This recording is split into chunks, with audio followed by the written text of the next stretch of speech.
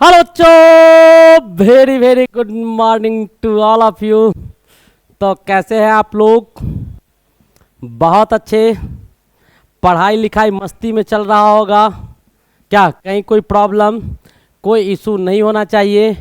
तो आज फिर से टारगेट पॉलिटेक्निक के सीरीज में आपके बीच फिजिक्स का एक ज़बरदस्त मॉडल पेपर लेके आपके बीच हम उपस्थित हैं। एग्जामिनेशन का दौर है, महाभारत और मॉडल पेपर कंटिन्यू चल रहा है। महाभारत का बहुत अच्छा परफॉर्मेंस है, कहीं कोई दिक्कत नहीं है। तो याद रखिएगा, अगर दोनों का बहुत अच्छा दो लेक्चर आपको कंटिन्यू अभी दिए हैं, मैथ के महाभारत का अगर बेहतर रहा तो 50-50 क्वेश्चन या 100 क्वेश्चन का आपको केमिस्ट्री और फिजिक्स का भी महाभारत आपके बीच लाएंगे। और उसके बाद तीनों को कंबाइन करके एज ए एग्जामिनेशन पेपर आपको बताया जाएगा। तो समझ में आ रहा होगा कि आगे का क्या सिस्टम और क्या पैटर्न है। मैं एक चीज़ और बता दूं कि कुछ बच्चे का ये रुझान था कि सर आप ऑनलाइन कब आते हैं, तो ऑनलाइन यानी लाइव कब आते हैं। तो आपको लाइव के लिए हम लाइव आपको शाम के टाइम में लाइव रहते हैं। तो आप लोग को ये मैसेज दे दिया जाएगा, आपको बता दिया जाएगा कि शाम के टाइम में, वैसे तो मेरा ऑफलाइन क्लासेज होते हैं बहुत ज़्यादा, तो क्लास के टाइम में ही हम ऑफलाइन प्लस ऑनलाइन और रिकॉर्डिंग तीनों लगा लेते हैं। ऑफलाइन भी पढ़ाते हैं, ऑनलाइन भी क्लास चलते रहता है और वो आपको रिकॉर्ड भी होते रहता है। तो चलिए, वो टाइमिंग आपको शाम के टाइम में हमारा होता है। शाम के टाइम में हम 7 साढ़े 7 से अप्रॉक्सीमेटली 9:30 या 10 बजे तक हम लाइव क्लास लेते हैं। तो आप अगर चाहे पर डे हमारा क्लास इधर तो चलता है, कभी कभी डिस्टर्ब रहता है, तो वैसा होगा तो मैं आपको बता दूंगा कि मैं आपके बीच कब लाइव आऊँगा, वो आपको सूचना दे दिया जाएगा। तो आप लोग एक्टिव रहिएगा।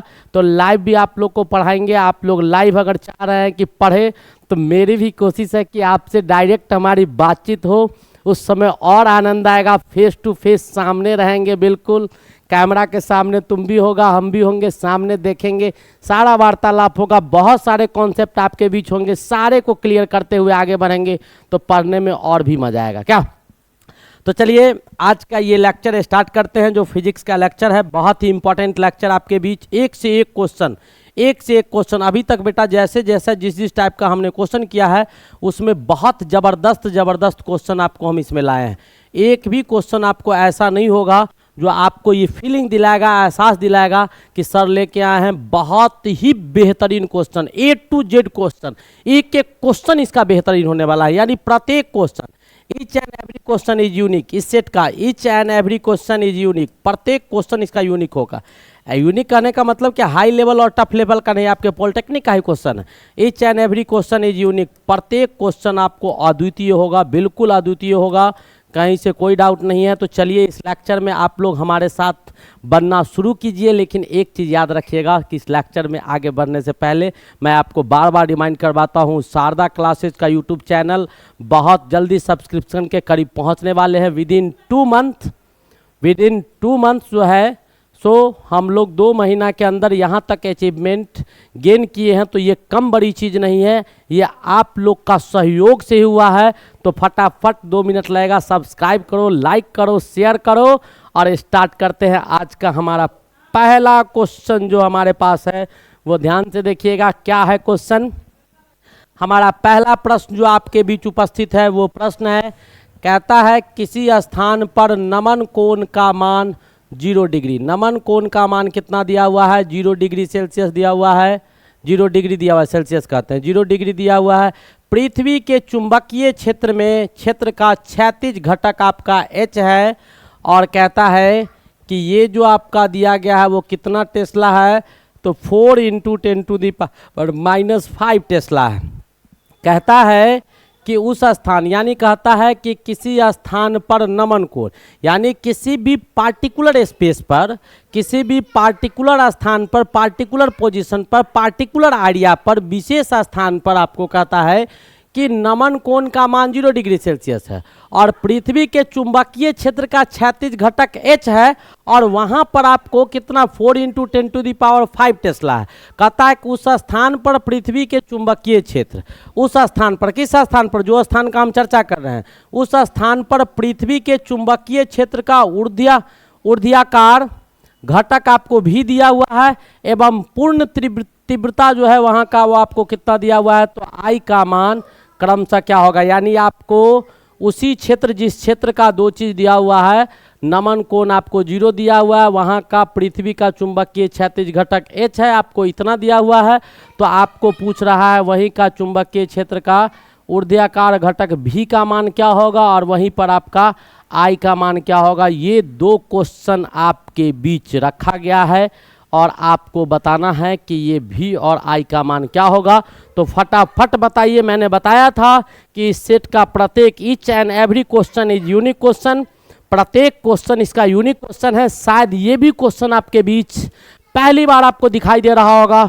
बहुत ही ज़बरदस्त क्वेश्चन है। मैंने ऐसे बहुत सारे सेट में इससे पहले भी यूनिक सेट पढ़ाया है जिसमें एक एक क्वेश्चन छांट के ज़बरदस्त क्वेश्चन आपके बीच लाए थे। तो आपके बीच एक फॉर्मूला आप जानते होंगे कि एच भी बराबर एच आई साइन थीटा होता है, एच आई साइन थीटा होता है, यह आप जानते हैं।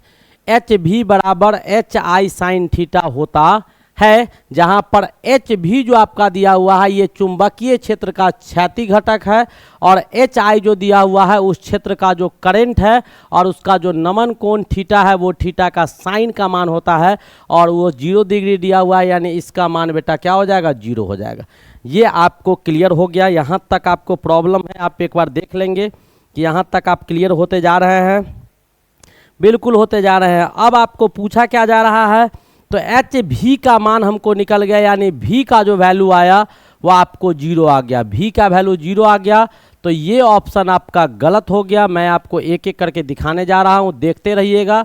ये भी ऑप्शन आपका गलत हो गया। भी के मान में आपके पास ऑप्शन सही बी आ रहा है और सी आ रहा है, यानी according to value of B एक वैल्यू आपको निकल गया 0 के बराबर। ठीक है, हमको आई का मान निकालना है। दूसरा आपको क्या निकालना है, मैंने पहले लिख दिया है वी का मान और आई का मान। तो एच बी आपको निकाल दिए, यहाँ का पृथ्वी का चुंबकीय घटक जो है वो आपका एच बी हम निकाल दिए। अब हमको किसका मान निकालना है, तो ऊर्ध्वाकार घटक निकल गया। अब पूर्ण तीव्रता का मान निकालना है, यानी आई का मान निकालना है कि आई बराबर क्या होगा। जरा सा आप उस फार्मूला को रिमाइंड कीजिए, आपने पढ़ा होगा आई बराबर क्या होगा। तो आई बराबर फार्मूला लिखिए, आई बराबर क्या होगा, एच भी के बराबर होगा और ये आपको दिया हुआ है, क्वेश्चन में ही दिया हुआ है। आई बराबर एच बी और एच बी का मान जो यहाँ पर आपको दिया गया है वो आपको 4 × 10⁻, कितना, 4 × 10⁵ टेस्ला के बराबर दिया हुआ है। 4 × 10⁵ टेस्ला आपको दिया गया है। इतना टेस्ला जो है वो आपको दिया गया था। तो 4 × 10⁵ टेस्ला, कौन सा ऑप्शन सही हो गया, तो सी इज द करेक्ट ऑप्शन। यहाँ पर आई 0 था, यानी सी ऑप्शन आपको सही हो गया। बहुत ही यूनिक क्वेश्चन था, बहुत अच्छा क्वेश्चन था, बिल्कुल आसान क्वेश्चन था। हम थ्योरी की ओर इसलिए ध्यान नहीं दे रहे हैं कि इसके थ्योरेटिकल कॉन्सेप्ट आपको जानने नहीं है। बेसिक, इजी और बहुत सिंपल था, लेकिन आपको यूनिक क्वेश्चन में से एक क्वेश्चन था। ठीक है, नेक्स्ट क्वेश्चन की ओर मूव करते हैं। हमारा दूसरा क्वेश्चन क्या है वो ध्यान से देखिएगा। क्या कहता है कि एक इलेक्ट्रॉन जो क्षैतिज और उत्तर दिशा की ओर गतिशील है। अब देखिए बेटा, आपको ये पता होगा, हम पहले दिखा दे दिशा, ये नॉर्थ है, ये साउथ है, ये आपका ईस्ट है और ये आपका वेस्ट है, नॉर्थ साउथ ईस्ट वेस्ट। ठीक है, नॉर्थ साउथ ईस्ट वेस्ट ये आपका डायग्राम है इसका। क्षैतिज का मतलब होता है हॉरिजॉन्टल, ऐसे, क्षैतिज का मतलब होता है ऐसे, और शीर्ष का मतलब होता है वर्टिकल, ऐसे, शीर्ष का मतलब होता है ऐसे। तो क्षैतिज का मतलब एक सतह पर, प्लेन पर, जैसे कॉपी है ना, ये हाथ है हमारा हथेली, तो इसके प्लेन पर हॉरिजॉन्टल। ठीक है, और शीर्ष का मतलब होता है ऐसे, वर्टिकल। ठीक है, तो आपको कह रहा है कि क्षैतिज और उत्तर दिशा में, तो उत्तर दिशा में और क्षैतिज आपका इलेक्ट्रॉन ऐसे जा रहा होगा, तो ये क्षैतिज हो गया। और वर्टिकल बोलता है ना, तो उत्तर दिशा में और ऐसे इलेक्ट्रॉन, तो इसको हम बाहर की ओर निकालते। कैसे निकालते, बाहर की ओर। ऐसे इलेक्ट्रॉन आपको मूव कर रहा है, कोई दिक्कत, बिल्कुल थ्योरी का क्वेश्चन है, समझना होगा, लिख के कुछ नहीं बता सकते हैं, जहां होना था हमने सिखा दिया। ठीक है, क्षैतिज ये हो गया। कहता है कि समान चुंबकीय क्षेत्र, यानी जो आपका यहाँ पर जो मैग्नेटिक आइडिया है और मैग्नेटिक फील्ड है वो आपको समान चुंबकीय क्षेत्र जिसकी दिशा मैग्नेटिक फील्ड आपका वेक्टर क्वांटिटी है। मैग्नेटिक एरिया जो होता है वो चुंबकीय क्षेत्र आपका वेक्टर क्वांटिटी है, वो कहता है कि इक्वल मैग्नीट्यूड का है। यानी मैग्नेटिक एरिया जो है, जितने क्षेत्र में आपको मैग्नेटिक फील्ड है वो सब जगह समान मैग्नेटिक फील्ड है। चुंबकीय क्षेत्र सब जगह में समान मात्रा में उपस्थित है और उसका दिशा पूछ रहा है कि डायरेक्शन भी क्षैतिज और उत्तर, यानी जिस दिशा में इलेक्ट्रॉन मूव कर रहा है उसी दिशा में आपका मैग्नेटिक एरिया, मैग्नेटिक एरिया में जो मैग्नेटिक फील्ड है उसका भी दिशा वही है, तो में प्रवेश करता है। दोनों एक ही दिशा में है।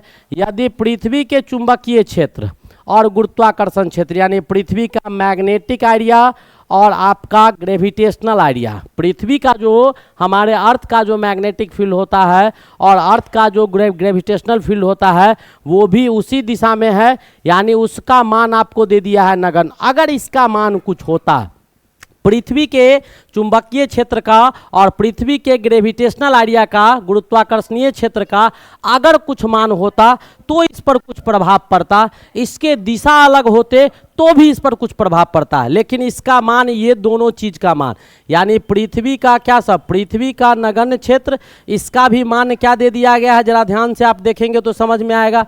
पृथ्वी का ये क्षेत्र जो है ये और ये दोनों का मान क्या दिया गया है कि नगण्य है, बिल्कुल नगण्य है। और दूसरा चीज, जो समान चुंबकीय क्षेत्र जो आपका दिया हुआ था उसका भी दिशा जो है वो क्षैतिज और उत्तर दिशा है, और ऊपर वाले इलेक्ट्रॉन का भी दिशा क्षैतिज, यानी ये और मैग्नेटिक फील्ड दोनों का एक दिशा है, ये दोनों नगण्य है, तो उस पर कोई प्रभाव कहीं से पड़ने वाला नहीं है, कोई डिस्टर्बिंग फैक्टर नहीं है। तो पूछ रहा है कि इलेक्ट्रॉन क्या होगा, तो इलेक्ट्रॉन के वेव में कोई परिवर्तन नहीं होगा और वो निरंतर उसी दिशा में चलेगा जिस दिशा में था। तो न वेव के, न उसके वेलोसिटी में कोई परिवर्तन होगा और न ही उसके दिशा में कोई परिवर्तन होगा। तो वृत्ताकार पथ में गति करेगा, दक्षिण की ओर जाएगा, नहीं। तीसरा ऑप्शन आपका सही ऑप्शन है। वेग में परिवर्तन के बिना उत्तर दिशा की ओर, बिल्कुल, न वेग में परिवर्तन होगा, नहीं उसके गति में परिवर्तन होंगे और नहीं उसका दिशा में परिवर्तन होगा, दोनों में से किसी में परिवर्तन नहीं होने वाला है। बहुत इंपॉर्टेंट क्वेश्चन था, बहुत ही इंपॉर्टेंट क्वेश्चन था।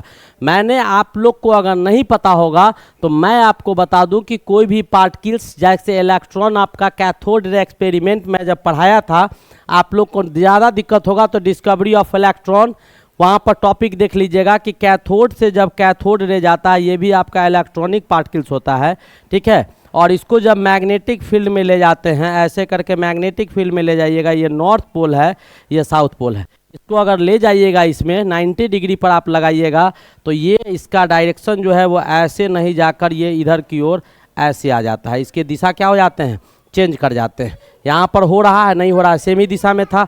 अगर यहाँ पर मान लो कि यहाँ पर अगर हम साउथ और नॉर्थ लगा दे तब भी ये, इधर नॉर्थ लगा दे इधर साउथ लगा दे तो साउथ पोल निगेटिव होता है, तब भी ये नीचे की ओर ही डालेगा। इलेक्ट्रिक फील्ड डालेंगे तब भी ये चेंज करेगा, तो डिफ्लेक्शन होता है। इलेक्ट्रॉनिक चार्ज पार्टिकल्स जो होगा निगेटिव या पॉजिटिव, तो उसको इलेक्ट्रिक फील्ड और मैग्नेटिक फील्ड में अगर ले जाएंगे तो वहाँ पर डिफ्लेक्शन होगा, लेकिन कब, जब डायरेक्शन चेंज रहेगा तब। चलिए नेक्स्ट क्वेश्चन की ओर मूव करते हैं, समझ में आ गया होगा। ज़्यादा दिक्कत होगा तो वहाँ जाके देख लेंगे। हमारा अगला क्वेश्चन क्या कहता है वो जरा ध्यान से देखिएगा क्या कहता है। मेरा नेक्स्ट क्वेश्चन है, आगे का जो क्वेश्चन आपके बीच रखा गया, कहता है कि जब एक विद्युत बल्ब जिस पर 220 वोल्ट, यानी आपका वोल्टेज कितना दिया हुआ है 240 वोल्ट है, ठीक है, और पावर कितना दिया हुआ है तो आपका 60 वाट दिया हुआ है, 60 वाट अंकित है कि स्विच के खोलते हैं तो जनित ऊष्मीय ऊर्जा क्या होगा। बेटा एच पूछ रहा है कि जैसे आपका कोई बल्ब है, वो 240 वोल्ट का बल्ब है, पहले 100 वोल्ट का आता था, 240 वोल्ट जो नॉर्मली हमारे घर में इस्तेमाल होता है वो 220 नहीं तो 240 होता है, और 60 वाट का बल्ब दिया हुआ है। जैसे ही हम स्विच ऑन करेंगे तो उससे जो आपका उसमें सीधा सही स्विच ऑन करेंगे बल्ब जलेगा। जब बल्ब जलेगा, 240 वोल्ट का बल्ब है जो 60 वाट यूनिट आपको एक बार में कवर करता है, तो बल्ब जब जलेगा तो उससे हीट निकलेगा और लाइट निकलेगा। तो जो हीट आपको बाहर निकलेगा वही आपको पूछ रहा है। तो एच का डायरेक्ट फार्मूला लगा दीजिए, एच बराबर क्या हो जाता है पी गुने टी। एच बराबर क्या है, जितना पावर देंगे उस हिसाब से हीट निकलेगा, तो उसमें एच बराबर पी गुने टी टाइम 1 सेकेंड। पी कितना दिया हुआ है तो 60 जूल पर सेकेंड आपको वहाँ से हीट निकल जाएगा। बी सिंपल, बहुत ही अच्छा क्वेश्चन था। आया समझ में? आ गया समझ में? तो ये भी आपको बहुत अच्छे क्वेश्चन है बेटा, एक भी क्वेश्चन इसमें खराब नहीं है, एक भी क्वेश्चन इसका खराब नहीं, सारे के सारे क्वेश्चन हमने जबरदस्त क्वेश्चन लिया है। ठीक है, जिसके पास कॉन्सेप्ट होगा वही इस पर पहुंच पाएगा, अदरवाइज संभव नहीं है। क्या कहता है, एक विद्युत बल्ब जिसका रेटिंग आपको 15 वाट दिया हुआ है, 200 वोल्ट है, रात में 8 घंटा जलता है।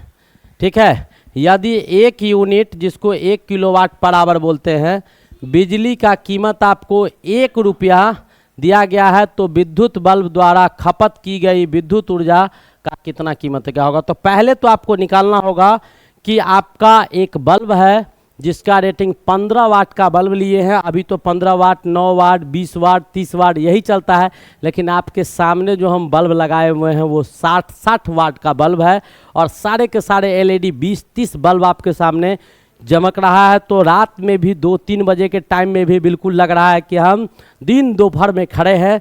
तो ये इसका कमाल है, बिजली तो लेता ही यही सब चलता है। तो आपसे पूछा जा रहा है 15 वाट का बल्ब है, 200 वोल्ट का है, 8 घंटे उसको जलाया जाएगा, तो 8 घंटा में भाई कितना यूनिट इस्तेमाल करेगा, पहले वो यूनिट निकाल लो कि कितना यूनिट जो है वो आपको इस्तेमाल कर लेगा बल्ब, वो आपको पहले निकालना होगा। तो कितना यूनिट ले लेगा बल्ब भाई, बल्ब जो यूनिट यूज करेगा वो कितना करेगा, तो आपका 15 वाट का बल्ब है, 8 घंटा चलता है, घंटा घंटे रहने देते हैं, और वाट को किस में चेंज कर दो, किलो वाट में कर दो, तो 10⁻³ तो इतना यूनिट आपको इस्तेमाल करेगा, क्योंकि एक यूनिट 1 किलोवाट पर आवर दिया हुआ है। तो किलोवाट, तो वाट को किलोवाट में चेंज किए तो 10⁻³ कर दिए, आवर आवरे था तो 8 घंटा रहने दिए, और कितना दिया हुआ था 15 वाट, तो 15 डाल दिए। इतना यूनिट आपको इस्तेमाल किया, और इतना यूनिट आपको इस्तेमाल किया तो यूनिट पता चल गया, उसी यूनिट के हिसाब से क्या कीजिए, इसका रेट निकाल दीजिए। फटाफट इसको सॉल्व कीजिए, कितना आएगा, 15 × 15 8 जा 120, 120 इंटू 10⁻³ यानी क्या 0.12 आ गया। इतना यूनिट इस्तेमाल किया, तो एक यूनिट का कीमत कितना है, यहाँ लिख देते हैं 1 यूनिट का कीमत कितना है, तो एक यूनिट का बेटा 1 रुपया लगता है। कितना लगता है, 1 रुपया। तो कितना यूनिट है, 0.12 यूनिट है, तो इतना यूनिट का कितना पैसा आपको डालना पड़ेगा, तो 0.12 रुपया आपको पेड करना होगा। है ऑप्शन, बिल्कुल है sir, A is the correct option, A is the correct option, यही आपको होगा। ये भी आपको बहुत अच्छे क्वेश्चन थे, हालांकि ऐसा क्वेश्चन आपको इससे पिछले लेक्चर में भी दिए थे, लेकिन उसका तरीका कुछ और था, वहाँ पर यूनिट निकालना था अलग अलग, और यहाँ पर आपको पैसा निकालना था कि कितना खर्च होगा। चलिए आगे बढ़े, हमारा अगला क्वेश्चन क्या कहता है उसको ज़रा ध्यान से देखिएगा। ये भी आपके बीच बहुत ही ज़बरदस्त अच्छा क्वेश्चन लाया गया है। कहता है कि 3 प्रतिरोध त्रिभुज ABC, ये बेटा बार बार पूछा गया, एकदम सेम रिपीटेड क्वेश्चन है, बार बार पूछा गया है, बार बार पूछा गया, हम भी इसको 2-3 बार बता चुके हैं, पूछा गया है, पिछले लेक्चर में भी होगा, बार बार पूछा गया है, यानी बिल्कुल रिपीटेड क्वेश्चन है, अनेकों बार पूछा गया, याद हो गया है क्वेश्चन सब हमको, एक एक करके याद हो गया पूरा मेमोरी में। ये कई एक बार पूछा है, साल बता देंगे, 95 में पूछा है, 99 में पूछा है, 2083 में पूछा है, उसके बाद तुम्हारा 3 में पूछा है, 7 में पूछा है, 5 7 8 बार तो ऐसे ही हमको याद है, जो पूरा ऐसे एक एक करके पूछे हुए हैं। अब आप देख सकते हैं, अब कहता है कि आपका एक त्रिभुज है, त्रिभुज आपको दिया गया है, तो ए है, बी है और सी है। चूंकि क्वेश्चन है तो बताना ही पड़ेगा। ए बी 40 ओम, यानी ए बी के बीच जो आपका दिया हुआ है ये आपका 40 ओम दिया हुआ है, ठीक है, रेसिस्टेंस। उसके बाद बी सी के बीच जो दिया हुआ है वो आपको कितना दिया है, तो ये आपको बी सी के बीच 60 ओम दिया हुआ है, और ए सी के बीच आपको कितना दिया हुआ है, तो ए सी के बीच जो आपका दिया गया है वो 100 ओम दिया हुआ है, ठीक है, 100 ओम दिया हुआ है। अब कहता है कि आपको बिंदु ए और बी के मध्य, ए और बी के मध्य निकालना है। किसके मध्य निकालना है, ए और बी के आपको मध्य निकालना है। तो ए और बी के मध्य आप निकालिएगा, तो ए बी के बीच 40 है, बी सी के बीच आपका 60 है, और ये आपको इतना दिया गया है। तो आप क्या कीजिए, एक तरफ ए निकाल लीजिए, मैं इस डायग्राम को चेंज कर रहा हूँ, ए बी में सॉल्व कर रहा हूँ, तो ए बी के ओर तो ऐसे करके एक लाइन ऐसे करके गुजार दो, ए बी के बीच जो रेसिस्टेंस है उसको ऐसे करके मिला दो, थोड़ा सा अल्टर कर दो, जैसे इधर किए, ऐसे करके ये मिला दो, इसको बी मान लो, ये है, ठीक है।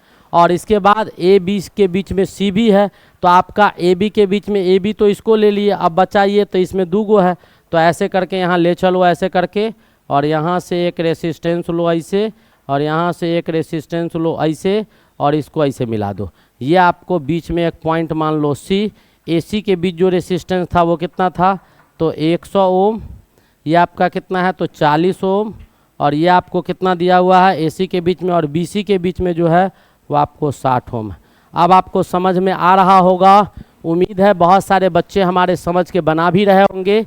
ये दोनों सीरीज में हो गया, नीचे वाला जो है ये आपका दोनों सीरीज में हो गया, और ये दोनों जो आपको दिखाई दे रहा है ये और ये पूरा इधर वाला और इधर वाला, तो ये दोनों आपका पैरेलल में हो गया, ये आपका समानांतर हो गया, वो श्रृंखला में हो गया, ठीक है। अब इसका रेसिस्टेंस निकालिए, तो इधर वाला का जो दोनों का हो जाएगा वो 160 ओम हो जाएगा, सीधा जोड़ देंगे तो ये 160 हो गया, ये 40 हो गया, ये दोनों पैरेलल है, तो ये दोनों पैरेलल हो गया, तो 1/R इक्विवेलेंट, पैरेलल में जो होगा शून्य, आपका तुल्यांकी जो आपका प्रतिरोध होगा वो किसके बराबर होगा, तो 1/R1, R1 की जगह पर 160 मान लो, और इधर आपका कितना 1/40 मान लो, ठीक है।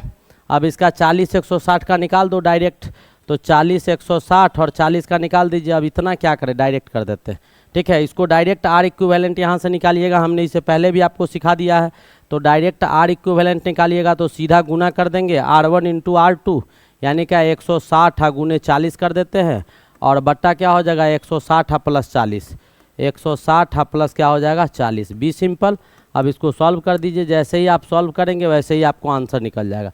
कितना आ जाएगा 160 इंटू 40, अपॉन में क्या आ जाएगा भाई, तो अपॉन में हो जाएगा 200, ठीक है। अब ये कट गया, 2 से इसको काटो, 2 दूनी 4 यानी 16 दूनी कितना 32 ओम आ जाएगा। ए और बी के बीच जो रेसिस्टेंस होगा वो कितना हो जाएगा, तो आपका 32 ओम हो जाएगा। आया समझ में। तो ऐसे क्वेश्चंस आपको कई एक पूछे जाते हैं जो ट्रायंगल में, रेक्टेंगल में, स्क्वायर में, अलग अलग आकृति में देगा, तो वहाँ पर आपको याद रखना होगा कि सीरीज में, श्रृंखला में जो जोड़ा जाता है इलेक्ट्रॉन को, इलेक्ट्रॉन का रेसिस्टेंस को, तो वो डायरेक्ट एडिशन में होता है, एंड टू एंड कनेक्शन, एक अंतिम छोर से दूसरे अंतिम छोर, फिर उसके अंतिम छोर से अंतिम छोर, ऐसे ऐसे जोड़ते हैं, तो वो आपको श्रृंखला में कहलाता है। और जब 2 बिंदुओं के बीच में जोड़ा जाता है तो वो आपको 2 बिंदुओं के बीच में बहुत सारे रेसिस्टेंस को आप ज्वाइन करते हैं, तो वो आपको पैरेलल कहलाता है। क्या कहलाता है, पैरेलल कहलाता है। ये दिमाग में आपको रखना होगा। यहाँ तक समझ में आ गया। चलिए आगे बढ़े, ये भी क्वेश्चन कई एक बार पूछा है। चलिए हमारा अगला क्वेश्चन क्या है वो देखिएगा, ये तो और भी जबरदस्त क्वेश्चन है, देखने से लग रहा है। कहता है प्रकाश की एक किरण आवर्तनांक आपका इतना दिया हुआ है, एक किरण का आवर्तांक क्या दिया हुआ है, आवर्तांक μ1 बराबर 1.60 दिया हुआ है। मान लिए वाले मध्य ए क्या कहता है, प्रकाश की एक किरण आवर्तांक कितना वाले माध्यम ए, आपका वाले माध्यम ए से एक अन्य आवर्तांक दूसरा दिया हुआ है आवर्तांक μ2, वो आपका कितना दिया हुआ है 1.40। इसका माध्यम, ये आपका माध्यम बी में जा रहा है, ये आपका किस में जा रहा है, तो ये मीडियम ए में जा रहा है, माध्यम ए में जा रहा है, ये आपका माध्यम ए में जा रहा है, और ये आपका किस मीडियम में जा रहा है, तो माध्यम बी में जा रहा है। ये आपको दोनों अलग अलग माध्यम में जा रहे हैं, दोनों का आवर्तांक का मान अलग अलग है, ऐसा हम नहीं कह रहे, ऐसा ये क्वेश्चन कह रहा है, ठीक है। अब कहता है कि दोनों माध्यमों को विभक्त करने वाले समतल पृष्ठ पर यदि, दोनों माध्यम को विभक्त कर रहा है, यानी आपके कहने का मतलब ये है कि ये आपका मीडियम ए है, और नीचे जो आपका लिखा गया है मैं आपको दिखा रहा हूँ, ये आपको मीडियम बी है, ये आपको क्या है मीडियम बी है, ये माध्यम ए एक माध्यम बी, और दोनों के बीच में जो माध्यम आपको दिखाई दे रहा है, ये आपको विभक्त करने वाले वाइट कलर का जो दिखाई दे रहा है, ये कह रहा है कि दोनों माध्यमों को विभक्त करने वाले समतल पृष्ठ पर यदि किरण 30 पर आपतित होता है, यानी ऐसे करके यहाँ से जो लाइट आ रहा है, 1 मिनट रुक जाओ, 1 मिनट रुक जाओ बेटा, हम इसको और अच्छी तरह से एकदम खूबसूरत तरीका से इसको दिखाते हैं ताकि आपको बिल्कुल हेजिटेशन नहीं रह जाएगा, कि हम बताना क्या चाह रहे हैं। चलिए अब इसको क्या कह रहा है, क्वेश्चन में क्या कह रहा है उसको जरा ध्यान से देखिएगा। अब कहता है कि यहाँ से कोई लाइट रे आ रहा है ऐसे करके, ठीक है, और ये इसका आपका नॉर्मल है, ठीक है। तो ये जो इंसिडेंट एंगल बना रहा है ना, ये कोण आपका 30 डिग्री का बन रहा है। कितना डिग्री का बन रहा है? 30 डिग्री का। तो यही कह रहा है कि यहाँ से आया और ये आपका पार्टीशन लेयर है जो दोनों माध्यम को बांट रहा है। तो ऊपर से आपतित कोण जो है, ये आपतित कोण जो है वो आपको आपतित किरण जो बनाता है वो आपको कितना का आपतित किरण आपतित कोण 30 डिग्री का बनाता है। तो अपवर्तनांक कोण का मान क्या होगा? तो ये यहाँ से आएगा। अगर मान लो डेंसर से रेयरर होगा, डेंसर से रेयरर में जाएगा तो नॉर्मल से दूर भागेगा। अब मान लो कि डेंसर से रेयरर में, रेयरर से डेंसर में जाएगा तो नॉर्मल के करीब आएगा। तो मान लेते हैं कि ये कुछ होगा, मान लेते हैं ऐसे चला गया है। तो ये जो आपका थीटा आएगा, यही थीटा का मान आपसे पूछा जा रहा है कि क्या होगा। उम्मीद है आपको समझ में आया होगा। और इसी का साइन थीटा मान निकालना है। ये साइन थीटा मान आपको पूछा जा रहा है। कैसे निकालेंगे फटाफट हमको बता दीजिएगा, आप लोग ही बताइएगा कैसे निकालेंगे।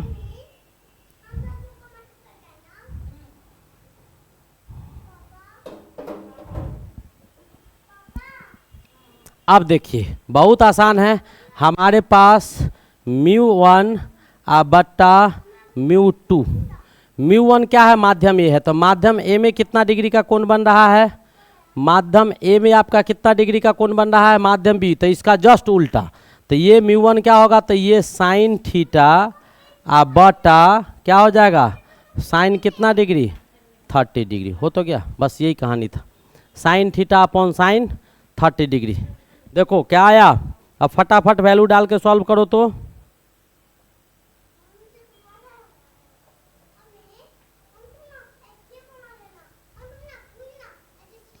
हमने डायरेक्ट लिख दिया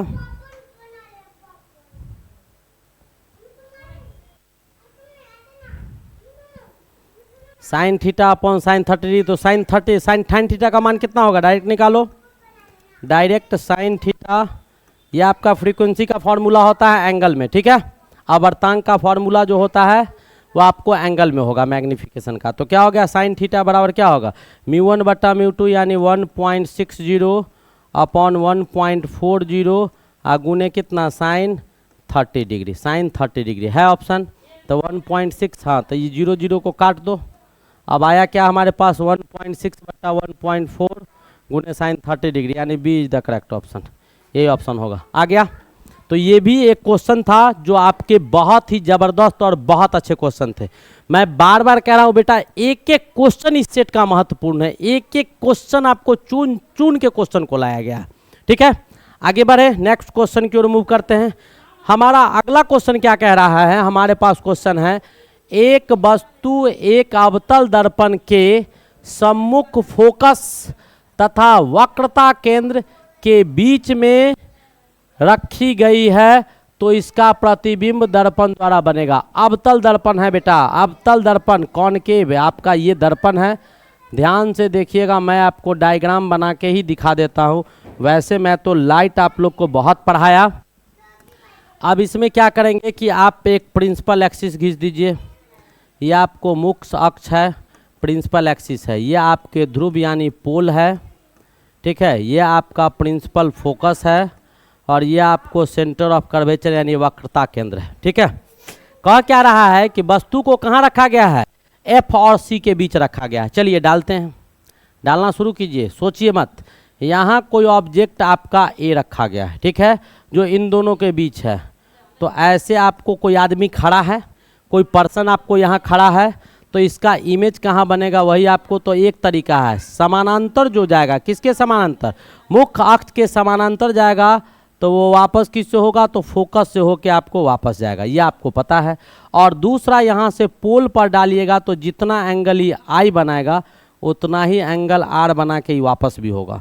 तो आप अगर देखेंगे तो आपको पता चलेगा प्रिंसिपल एक्सिस के पीछे कैसा बना। तो ये तीर का निशान ऊपर था, ये आपको उल्टा बना, ठीक है। ये जो दूरी है ये दूरी है, बड़ा बना। तो क्या बना? उल्टा बना, बड़ा बना, उल्टा बना और बड़ा बना। तो बन क्या रहा है? नेचर ऑफ इमेज क्या हो गया? तो उल्टा बन रहा है, ठीक है। और क्या बन रहा है? तो बड़ा बन रहा है, मैग्नीफाइड बन रहा है, ठीक है। उल्टा बन रहा है, बड़ा बन रहा है। और आपको ये जो मिरर है तो मिरर के सामने बन रहा है, इधर जो बनेगा उसको रियल बोलेंगे, और जो पीछे बनता है उसको आभासी यानी वर्चुअल बोलते, तो वास्तविक बन रहा है। तीन चीज आपको इसमें दिखाई दे रहा है। क्या क्या दिखाई दे रहा है? तो अपोजिट यानी उल्टा बन रहा है, बड़ा बन रहा है, और आपको रियल बन रहा है, यानी मैग्नीफाइड, रियल और उल्टा। ये तीन चीज आपको बताया गया। तो इसमें कौन है? उल्टा, वास्तविक, बड़ा, यानी क्या? उल्टा, वास्तविक और बड़ा। ठीक है, ए इज द करेक्ट ऑप्शन। समझ में आ गया होगा कैसे कैसे हुआ, उल्टा क्यों हुआ वो भी आपको समझ में आ जाना चाहिए। मैं एक एक चीज आपको तोड़ के समझा दिया हूँ। ये आपको ऊपर की ओर तीर का निशान है, ये आपको नीचे की ओर है। अब पूछता कहाँ? तो सेंटर ऑफ कर्वेचर से पीछे, वक्रता केंद्र जो है उससे पीछे बन गया। तो ये नीचे है, ये ऊपर है, तो उल्टा हो गया। इसका स्वर ऊपर है, इसका स्वर नीचे है, उल्टा हो गया। बड़ा किस सेंस में? तो ये आपका वैल्यू होगा छोटा है, और ये वैल्यू आपको दिखाई दे रहा होगा। यहाँ से देखो, ये आपको इतना ही है, और ये आपको लगभग कलम को टच कर रहा है पूरा। लगभग कलम को क्या कर रहा था? टच कर रहा था।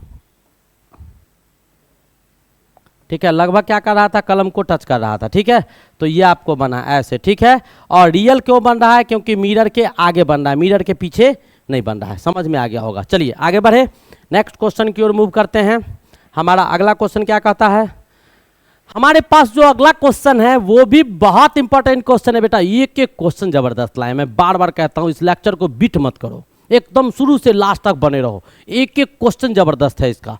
क्या कहता है हमारा अगला क्वेश्चन? कह रहा है आपके बीच क्या है वो जरा सा क्वेश्चन को देख ले, तब हम लोग आगे बढ़ेंगे। हमारे पास जो अगला क्वेश्चन है वो कहता है कि एक आपका स्वरिक्त को पानी में कंपित कर अनुप्रस्थ तरंगे उत्पन्न करते हैं, और पानी के कणों की कंपन की दिशा एवं तरंग संचालन की दिशा के मध्य का कोण बताना है। अब देखिए क्या कहता है कि आपका पानी कहीं लिया गया, ध्यान से देखिएगा आपको समझ में आएगा। ध्यान से देखिएगा, इसमें हमने क्या किया? तो पूरा जल को भर दिया। किसको भर दिया?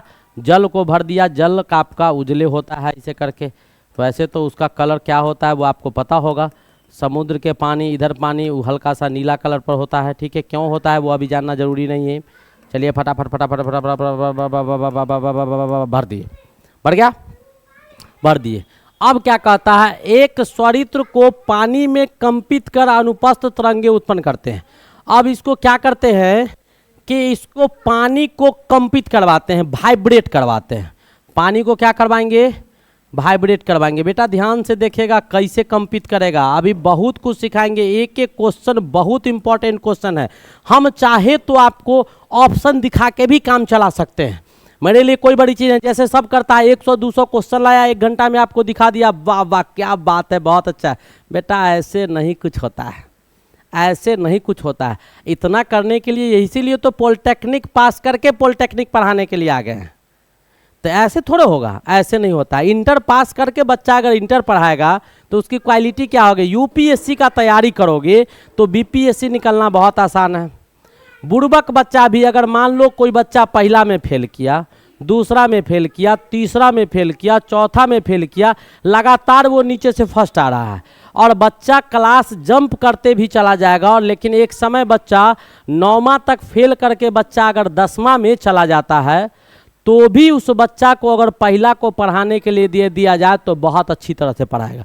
वो बच्चा खुद पहला में फेल किया था, लगातार 9वां तक फेल किया, फेल करते करते वो कहाँ पहुंच गया? 10वां में चला गया। लेकिन वो 10वां में जो बच्चा फेल करके 9 बार पहुंचा है, वो बच्चा को भी अगर पहला क्लास पढ़ाने के लिए दे दिया जाए तो बहुत अच्छा पढ़ाएगा। लेकिन जो बच्चा पहला में फर्स्ट किया है, दूसरा में अभी गया है, और उसको अगर पहला क्लास पढ़ाने के लिए दिया जाएगा तो वो 50% यानी 50% से ज़्यादा जगह वो फंस जाएगा, नहीं पढ़ा पाएगा। तो ये एक सिंपैथी होता है कि आप जब बहुत ऊपर का सोच रखेंगे, अरे 20 मंजिल पर से गिरेंगे तो संभावना है कि कहीं ना कहीं जाके तो अटकेंगे ना। आप 1 मंजिल पर से गिरेंगे या धरतीये पर गिरेंगे तो कहाँ 1 मंजिल पर लटकने जाएंगे उल्टा, ये संभव नहीं ना है।